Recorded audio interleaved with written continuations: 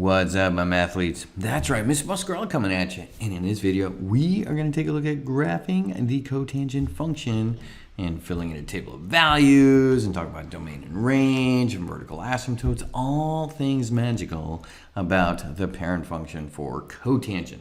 So let's just very briefly kind of take a look at what that looked like again. Like, okay, there's a cotangent function right there. So that's what it looks like, right? So we've got these, get rid of this y equals 1. So that's what the code, it looks kind of like tangent, but flipped. So there'll be some similarities and difference. Because notice, it goes up forever and it goes down forever. So when we look at the end behavior around the asymptotes, that also helps us determine some other things about the graph, but more on that later. So let's go ahead and take a look at these values around the unit circle. So cotangent, remember, cotangent is going to be the cosine over the sine. So what we're going to focus on here first are going to be the x coordinates around the unit circle. So when I have the x coordinate of 1, 0, so I'm right here on the unit circle. If I have 1, 0, so if I kind of think about that, like, ooh, cotangent is going to be cosine divided by sine. So if I do 1 divided by 0, like, oh no, that's undefined. So that means at 0, we're going to be undefined right there, like, because you can't have 0 on the bottom. Same thing over on the other side at pi. You would also have, this time it would just be -1 divided by 0. And it's like, no, you can't do that, bro. Undefined. So at pi or negative pi, both of those spots are going to be undefined on the cotangent curve. All right, and again, this is a parent function right here. So those are those three spots right there. We know that because we can divide, and that's the arithmetic there. Now we take a look at other values on the quadrants. So at 90 degrees or pi over 2, or at negative 90 degrees or negative pi over 2, we're going to, again, focus on that x coordinate. I have 0 divided by 1. So when we take a look at this guy right here, it's like, oh, 0 divided by 1, that's cool. We can do that. 0 divided by 1 just gives us 0. So at pi over 2, we get a value of 0. And if we went the other direction and just did 0 divided by -1, we still get 0. So 0 divided by any number, with the exception of one value, which you'll learn about in a later math course. When you're old enough to take a calculus course, you'll learn that other number where that doesn't work, or there's only that one number. So I digress. So those are the three values that we can kind of sort of get right off the bat, or the four values around the quadrantal angles. Now the other ones that we're going to focus on are going to be in the pi over 4 family, because whether you're in quadrant 1, 2, 3, or 4, all the coordinates for the pi over 4 family around the unit circle, they're all going to be some version of root 2 over 2, depending on the quadrant that you're in. So again, if you're in quadrant 1, we know both of those values are going to be positive. So in quadrant 1, we've got pi over 4. So square root of 2 divided by itself, we know that's going to be 1. Now, if we went to 3 pi over 4, you'd be in quadrant number 2. So my x-coordinate is going to be negative, but my y-coordinate is positive. So negative divided by positive, all right, bro. So negative divided by positive, that's going to be -1. All right, let's take a look at the other side. If we did negative pi over 4. So, ooh, that would go, let me get this guy out of there. If we had negative pi over 4, we'd be down here in quadrant number 4, where you still have a positive x value, but your y value is negative. So a positive divided by a negative is negative. So negative pi over 4 would have value -1. And last but not least, let's not forget little old -3 pi over 4 in quadrant number 3. So in quadrant number 3, both the x and y values are negative. However, I'm thinking ahead here, I'm thinking too fast. Both of those values are negative, but if you have a negative divided by a negative, you get a positive. So negative root 2 over 2 divided by itself also gives you 1. So now those are going to be the key points that we use when we graph our parent function for cotangent. Now along that line, let's talk about the period for cotangent. So let's go back to the picture here for a moment, shall we? Like on this value right here, we can see the period, so the distance between all sorts of things, either the asymptotes or, so if I go from 0 to pi to pi over 2, so consecutive asymptotes have a distance of pi, or if you go between ones, so if I have pi over 4 and 5 pi over 4, both of those will give you a value, a y value of 1. So both of those, that distance between there is 1. So with that said, that's our period.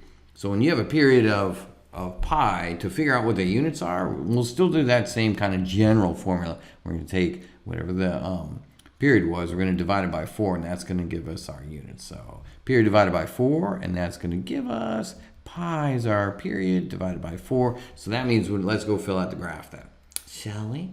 So that means here we're going to have pi over 4, and then 2 pi is over 4, which reduces down to pi over 2, and then 3 pi is over 4, and then pi followed by 5 pi is over 4. So that's going to be the right side of the graph. The left side of the graph is going to be the opposite. So we're going to start with negative pi is over 4, negative pi is over 2, and negative 3 pi is over 4, followed lastly by negative pi. So that's all we're going to fit on this graph. Then let's talk about the vertical piece. We're going to have 1 going up there, negative 1 down there. So that's how we're going to get this set up. And then we're going to take a look at all of the different values. So we're going to make sure when you graph this, that'll be the first thing we'll look at. It's like, all right, do you have the right scale on your x-axis? Because you got to identify what we're going by here. Now at negative pi, we're going to have an asymptote. So we're going to make sure your asymptotes are drawn in there. So we're going to get all those drawn. And then we're going to fill in the other points. Now I'm going to concentrate just in between 0 and pi to start with. Now at pi over 4, because this is the pattern that we'll look for. At pi over 4, we have a value of 1. At pi over 2, we have a value of 0. And at 3 pi over 4, we are at negative 1. So those are going to be the 3 points that we look for between each of the asymptotes in that pattern. So you're going to be at a high value. Then you're going to come to the axis. And then you're going to go to a low value. And the high and low are going to be around 1 and negative 1 for the parent function. However, when we do the vertical and horizontal shifts, that's going to change. But the parent function, that's how we roll. So if I kind of take a look at that same pattern there, then at negative 3 pi over 4, we know that value is also going to be 1. And then at negative pi over 2, we're at 0. And so you can fill this out lots of different ways. But make sure you get those values, the high value, the axis value, and the low value correctamundo. And of course at 5 pi over 4, when we start the next one, where would that start? Well, yes, we would start at a high spot. So we would start here at 1. So we know that'd be going down that way. All right, and don't forget the arrows, because you got to draw those, because the function keeps going. All right, speaking of going, let's talk domain and range. Now, the domain, that's what's weird, right? Because the domain is like we got all these asymptotes, and we got to say, what makes something an asymptote? It's anywhere, so we go back to that ratio of cosine and sine. So wherever the sine is 0, that is where we have an issue. So the domain is going to be all reals except where sine is 0. So except where sine equals 0. Now the range, look, that thing goes up and down forever. So that's going to be negative infinity to infinity for the range. The period, we already discovered that was pi. Now the symmetry is where, again, we look at x values of pi over 4 and negative pi over 4, because there are x and negative x. So think about going back to the definition of even and odd functions. So if you had f of x, which was pi over 4, we're like, okay, when we plug in pi over 4 to cotangent, we're like, oh, we get 1. But if we plug in negative pi over 4, then it's like, ooh, we get the opposite of that. We get negative 1. So the symmetry is odd for the cotangent function. And then the vertical asymptotes, again, notice how the period is pi. They're going to be at all of the multiples of pi. So the vertical asymptotes are going to be all multiples of pi.